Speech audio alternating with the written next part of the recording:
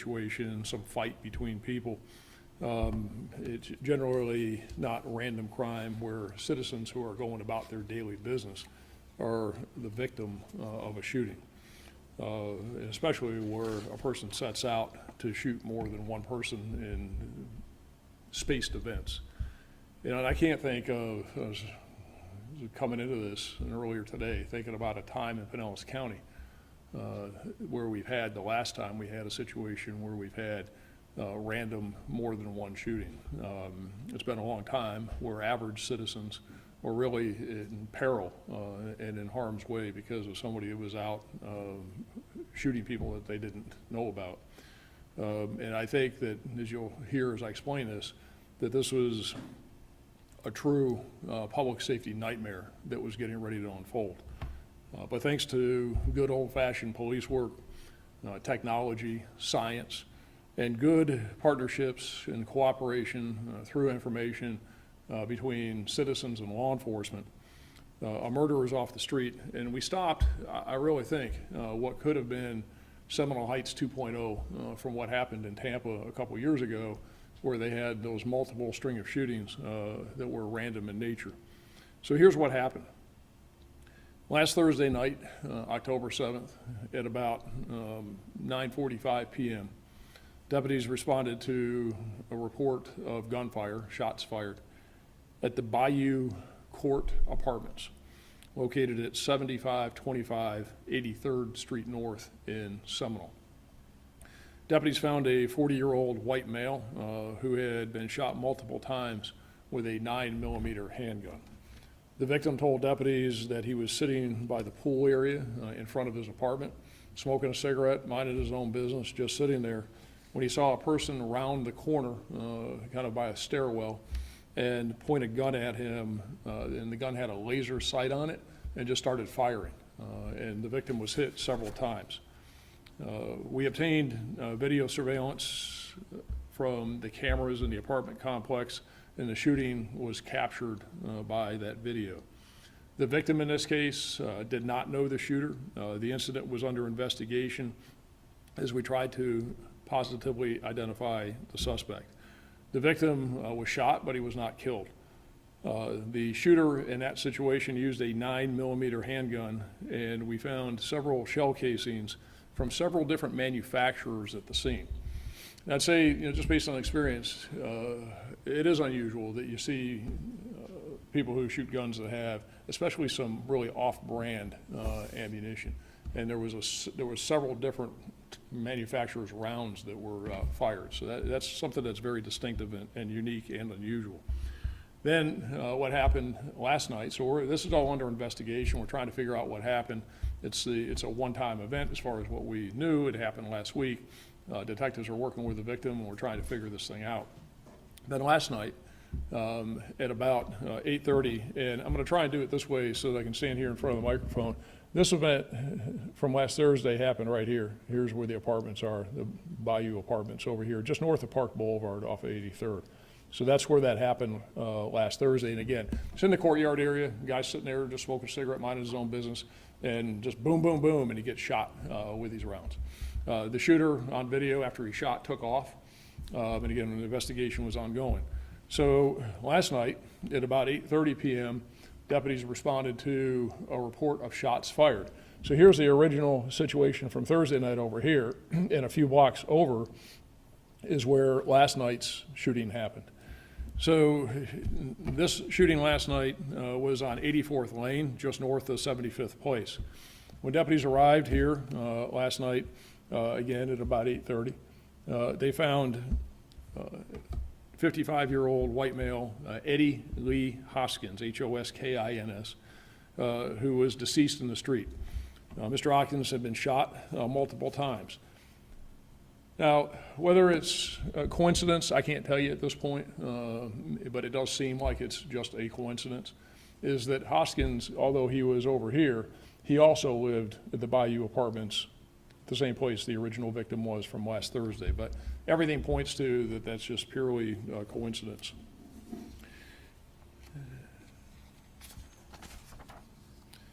And Hoskins when he was out last night and he was shot, he was walking his dog. He had a little Chihuahua. He was out walking the dog.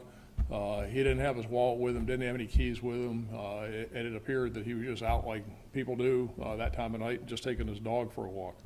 The dog was unharmed and was still on the leash when deputies arrived and found Hoskins deceased in the street. A citizen who had been driving on 84th Lane moments before the incident. So here's the incident. A citizen had been driving northbound on 84th Lane, and that citizen had a dash camera in his car. We're seeing this more and more. In fact, we're seeing it quite a bit, where people have dash cameras in their cars. And the citizen had a dash camera in his car, and he captured video of a car, a Lexus, that was parked southbound on the east side of 84th Lane, right there where the shooting happened. And that Lexus parked on the side of the road, which is this photo over here to my right, had the door open and the car was parked there on the side. And what was distinctive about it is the Lexus had a headlight out. So after the citizen captures that, he keeps going. But a citizen's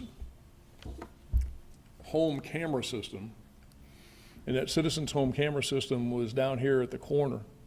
The citizen's home camera system also had audio on it, and the citizen's home camera system clearly and very distinctively captured multitude of gunshots. Moments after those gunshots are heard, another home camera system captured that same car, the Lexus with the one headlight, that had been parked on the roadside, traveling west on 75th Avenue at a high rate of speed. The Lexus then went north on 85th Lane to 76th Avenue north. We had undercover street crime detectives that were working in the area, and they immediately responded to the scene last night. Those detectives were able to speak with several witnesses that saw the Lexus, same one with the one headlight, travel east on 76th Avenue and pull into the driveway at 8305 76th Avenue, which is right here. Again, this is where the car pulled into. This is where the original shooting happened last Thursday, and this is where the shooting happened last night. All of this that I'm explaining to you is captured on various home video camera systems along 76th Avenue.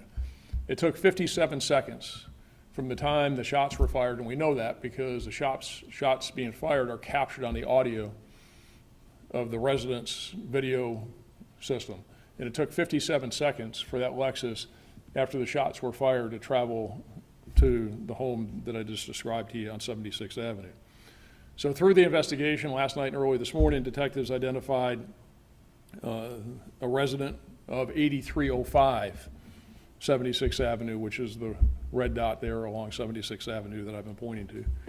And that resident is Elijah, E-L-I-J-A-H, Isaiah, I-Z-I-A-H, Darius, and it's spelled D-E-R-A''U-S,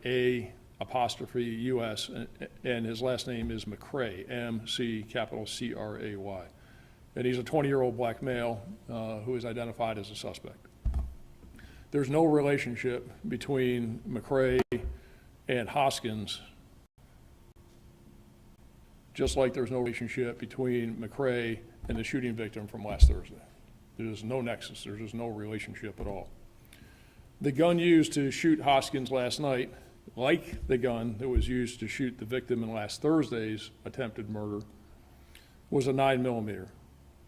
Like the scene from Thursday, 9mm shell casings were found at the scene last night, again, from a variety of manufacturers. Some of the same manufacturer shell casings that were found last night were the same shell casings that were found at Thursday's scene last week. So detectives obtained a search warrant for McCray's home and car, and we established surveillance of the residence. At about 1 o'clock today, McCray exited the residence, and when approached by uniformed deputies, he failed to follow directions. He ran from the deputies. They chased him down and took him into custody. As a result of serving the search warrant, deputies found a loaded 9mm handgun with a laser sight. Again, a laser sight was used at last Thursday's shooting under McCray's pillow in the bed in the house. Ammunition that was found in McRae's room matches the manufacturer's ammunition, the various manufacturers' ammunition found at last night's shooting and the shooting last Thursday. McRae made statements to detectives that he was a, quote, contract assassin who worked for the government. He also stated he had a right to carry firearms even though he was an adjudicated delinquent, and as a juvenile delinquent and being adjudicated, it is illegal for him to possess any guns. McRae's juvenile history, he's 20 now, but he had a pretty extensive juvenile history, included burglary, loitering and prowling, grand theft, improper exhibition of a firearm, possession of an altered firearm, assault with a weapon, and being a felon in possession of a gun. Now, this investigation is still active, very active as we speak. It's ongoing, and right now, McRae's being charged with attempted first-degree murder for last Thursday's shooting, and I anticipate by the end of the day, he'll be charged with first-degree murder from last night's shooting. We're just waiting on the results of some additional lab tests before we formally place that charge. And thankfully, this is a very unusual situation where we have citizens who are victims of random shootings and murders.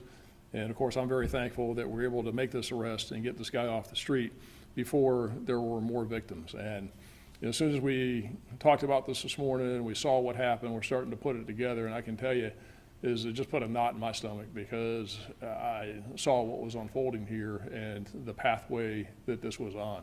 And the pathway that it was on was terrible. One of the things that we often talk about with citizens throughout the community that Pinellas County, and it is a safe community, and when we do see violent crime, so much of it, unfortunately, is where people know each other, and that you can pretty much go about your business and you're not going to be the victim of random violent crime. That's not the case here. And this very much is reminiscent of what happened in Seminole Heights.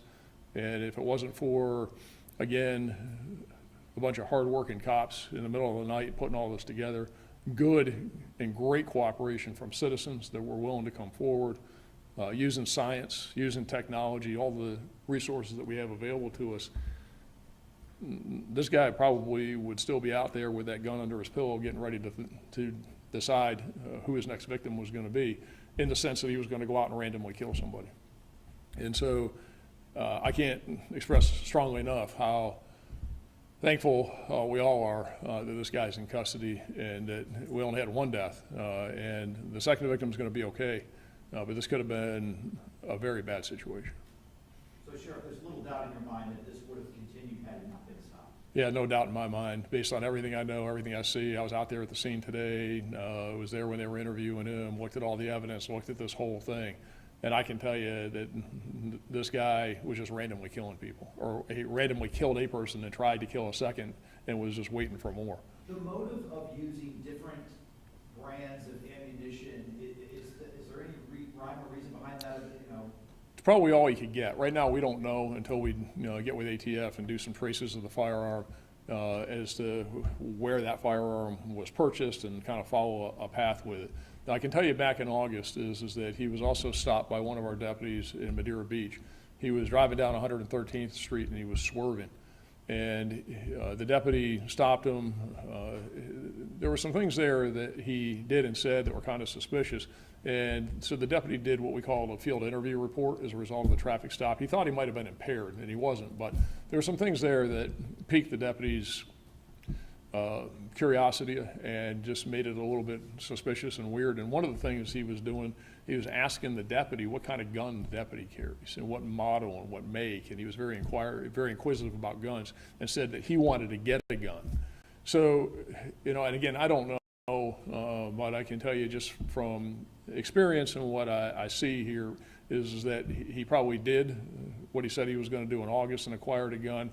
And getting guns off the street, crime guns, you're going to get a hodgepodge of ammo, whether he got it from wherever or he stole it. It isn't like people go to the local gun store or the sporting goods store and name manufacturer and they just buy it because you're getting it off the street. So that wouldn't be unusual. It would be consistent with people involved in criminal activity because they don't really care about the type of ammunition. Well, that helps you link the crimes. Oh, absolutely. I mean, because you got 9mm rounds and you've got the gun with a laser sight, you've got these varied manufacturers, shell casings, at Thursday's scene, at last night's scene, and in his bedroom. So, you know, and the same kind of gun with a laser sight. It's a good case. And again, I'm very confident that we've got the right person. I know we've got the right person, or that's why we made the arrest and the charges. And there's no doubt that this thing was unfolding to be potentially something much worse. And I'm just thankful that we were able to stop it early when we did. Has Mr. Hoskins heard identified and arrested so quickly in this murder? Yeah, you know,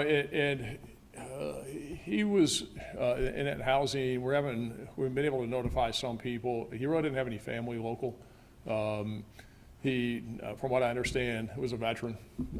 He was being treated at the VA and was pretty much by himself. Now, you know, this is some irony to this, is that Mr. Hoskins, because they all live in the same complex, is that he knew the victim from Thursday night shooting and actually went over to the victim's house and helped him clean up after he was shot.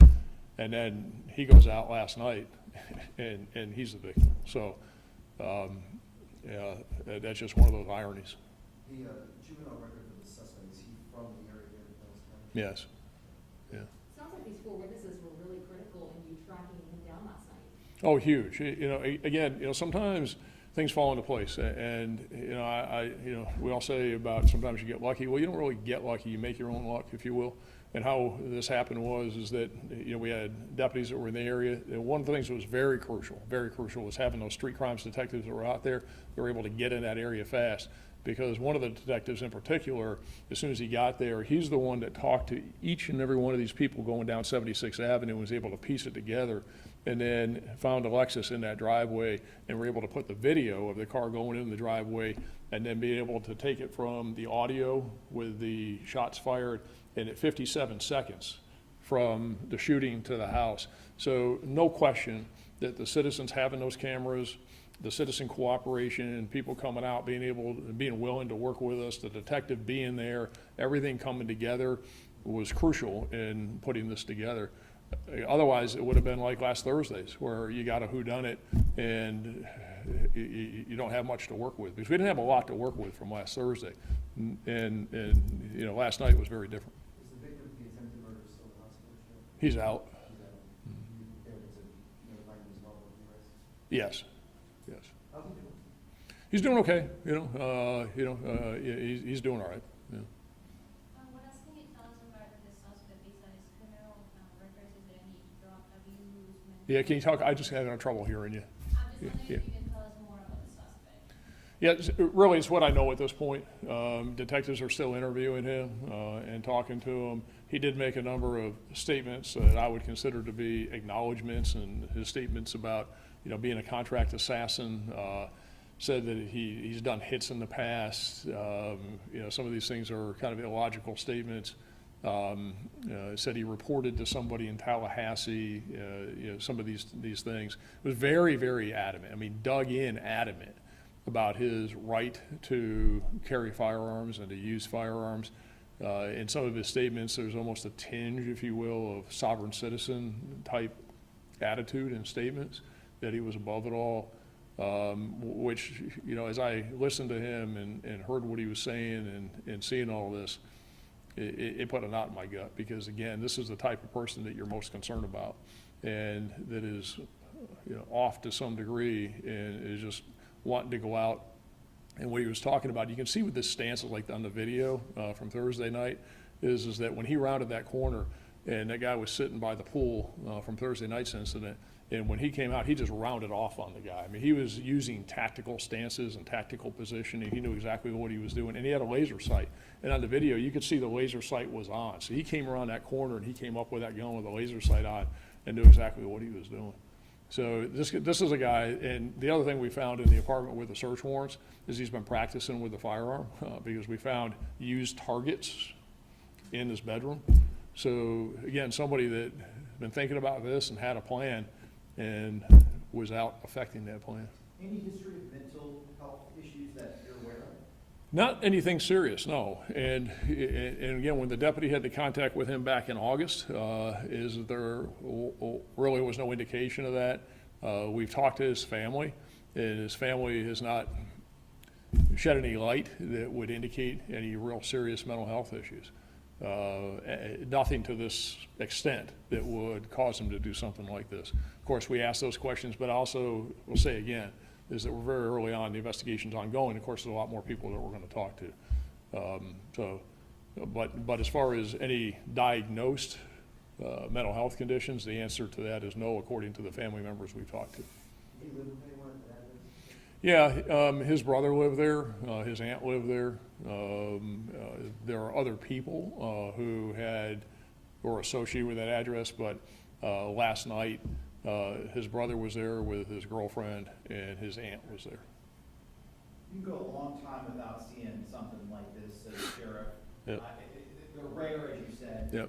As far as I know, crime across the state is down overall. We have seen this increase in homicides. Do you make anything of that at Yeah. all?